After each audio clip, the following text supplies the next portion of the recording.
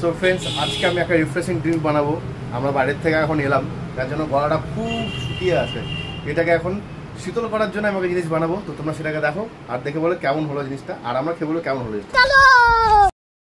So friends, এটার জন্য আমাদের লাগছে হচ্ছে একদম পিওর, এখন ঠান্ডা জল, চিলচিল জল, সাথে এবং কাটা লেবু, বিশেষ ধরনের তৈরি হাজমোলা আর সামান্য সন্দক লবণ।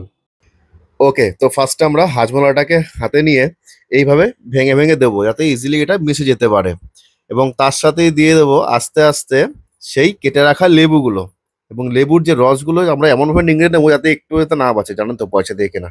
আর তারপরেই এই ঠান্ডা চিলচিল জল ও সন্দুক লবণ, স্বাদ বাড়ানোর জন্য সামান্য চিনি, এবং তারপরে ডাল ঘুটনি নিয়ে ঘুটুং ঘুটুং ঘুটুং ঘুটুং ঘুটুং ঘুটুং ঘুটুং ঘুটুং, তারপরে হাত দিয়ে ট্র্যাডিশনাল তরিকাতে ঘুরিয়ে নিয়ে বরফ সহযোগে কি সুস্বাদু, আর পারছি না।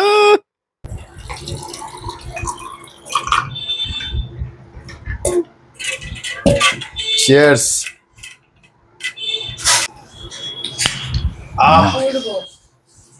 Just awesome. তোমরা একটু খেয়ে ট্রাই করতে পারো, এরকম গরমের দিনের একটা রিফ্রেশিং ড্রিঙ্ক। আর খেয়ে কেমন লাগলো তোমরা অবশ্যই জানাবে, আর রেসিপিটা কেমন লাগলো অবশ্যই কিন্তু কমেন্টে জানানো চাই।